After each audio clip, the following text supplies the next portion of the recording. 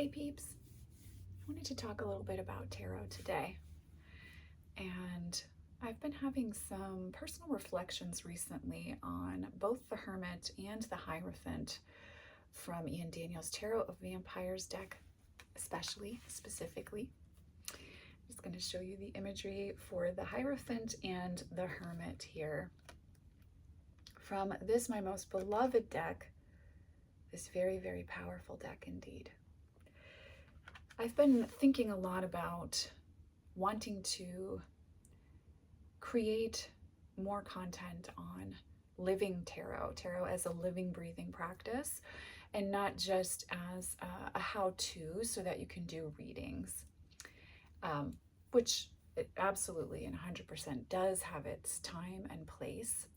But I do think that there's something really profound to a lived practice, a lifelong practice of tarot, and how those cards shift and grow and change for us as we shift and grow and change in our life as well. And tarot is such a beautiful and powerful tool that can really go the distance with us on our journey, especially for those of us who find it to be so transformative, if you will, life-changing when you connect with tarot in a way that is intimate and, again, outside of simply divination, not to denigrate divination or divinatory work with tarot.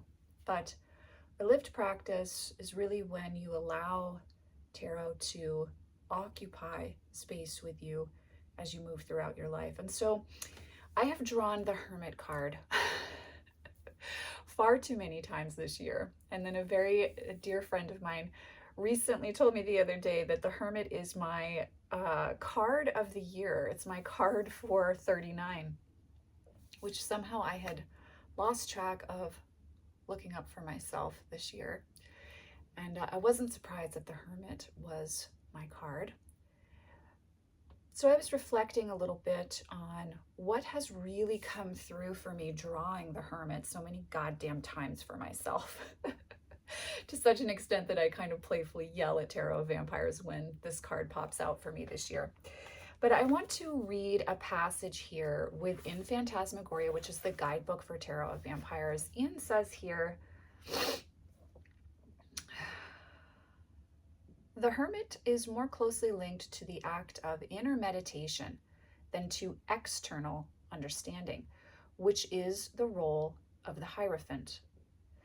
And then he says, and I found this to be so powerful for the wisdom here of the Hermit here. On page 99, he says, the Hermit's primary quest is an inner search for enlightenment. The word enlightenment invokes the idea of an unreachable, supernatural feat, but it is simply finding, or more correctly, feeling, our true natural connection to the universe, oneness with the everlasting. And then I was reflecting on oneness with the everlasting as an inner feeling, experience, embodiment, as opposed to the external understanding that Ian references for the Hierophant. So if you turn to page 82 within Phantasmagoria, about midway through the first paragraph on that page, Ian says here, now remember, this is for the Hierophant. He says here, being made in the image of the divine, we bear its essence in every atom of ourselves and have direct contact with its wonders and secrets on the spiritual plane. Therefore, the Hierophant denotes a return to, or a gaining of greater understanding of the divine, a reconciliation with God, and a period of enlightenment where we recognize and are glorified by our true place and unique importance in the universe.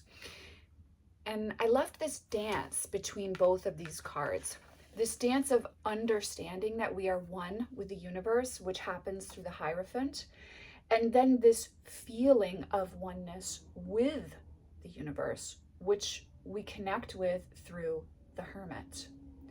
Both of these cards, when we go into an esoteric understanding of working with them, really do speak to a need to be still and be quiet in order to understand our uniqueness and our oneness with the universe. It is both this and that, right? This and that are true, to reference the spirit animal oracle. Um, it's a stillness that we find within ourselves, that when we really work with the Hierophant as a lived practice, we understand that we are one, and yet our uniqueness calls for us to explore a path that is inviolate unto ourselves, that is uniquely our own, that is our expression. So the human incarnation, it's not about necessarily always the whole, the hive, the one. We are exploring through a personal lens. From that perspective, our presence to our experiences allow us to feel our own divinity, our own connection with the divine, but also to understand that we are the divine expanding and contracting through a personal experience. I was reflecting personally within this for the Hierophant that therefore I can perhaps let myself off the hook a little bit around doing things right, or when I perceive that I haven't done things right, that it's an experience of my unique personal lens that is ultimately an expression of the divine, to reference the Hermit. And so by returning to inner meditation and stillness within the Hermit, I can come back to a sense of oneness and find the purpose and the lesson in the experience. And through that, share my personalized experience of enlightenment, if you will, to reference both of these cards, with others in the way that the Hierophant does. So there's this fabulous, fascinating dance I've found between the Hierophant and the Hermit that I think, of course, Hierophant being in some mode of reading for some of us, the birth card of Taurus, and the Hermit being the birth card of Virgo, we can definitely see that earthy correlation between the two. But I've really come to find the sweetness within this understanding that my experience of my union with the divine is understood within the Hierophant by forging and following my own spiritual path. And then my experience of oneness with all is experienced in the solitude of my inner spiritual quest, which I reach by stillness and reflection within the Hermit. And I found myself really just loving this dance between the two, and really coming to a much more gentle space of love with the Hermit than how I felt for a fair amount of 2023, drawing that damn card almost every freaking day.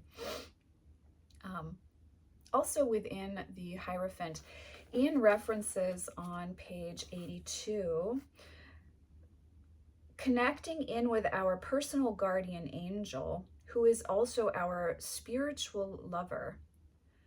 And I found this fascinating, this union with our guides being that of a lover, and experiencing that through the stillness and meditation of the Hermit.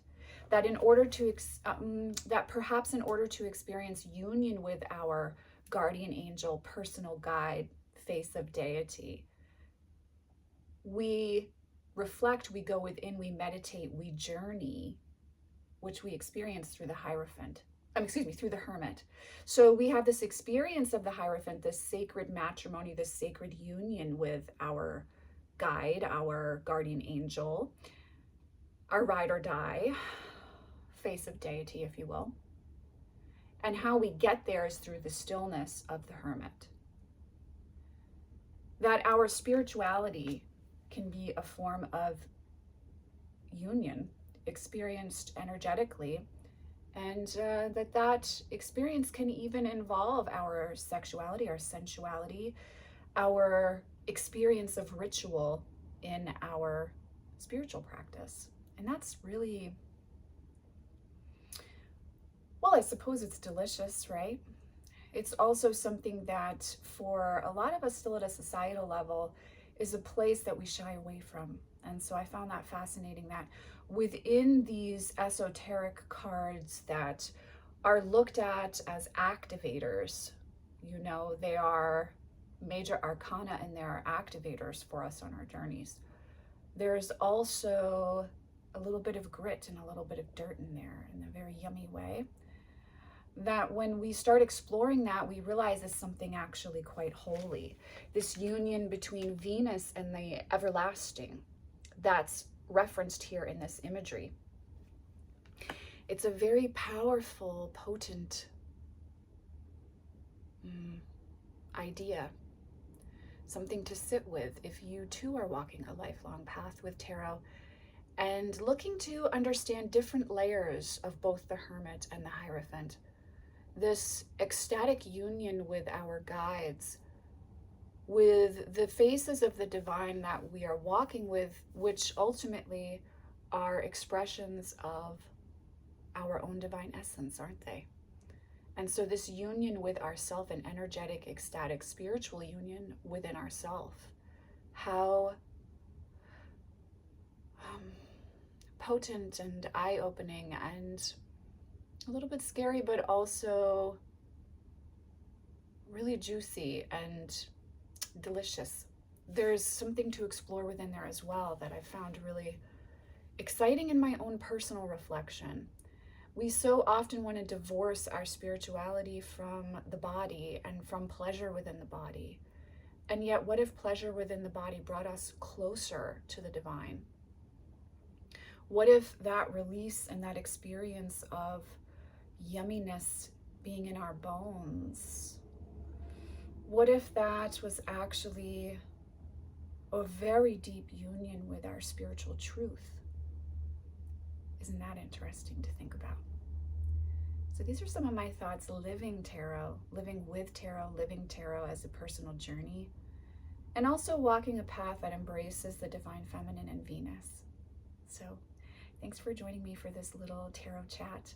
I hope that you are all doing well out there in the world. And as always, I am sending you much love and many blessings. I'll see you in the next video.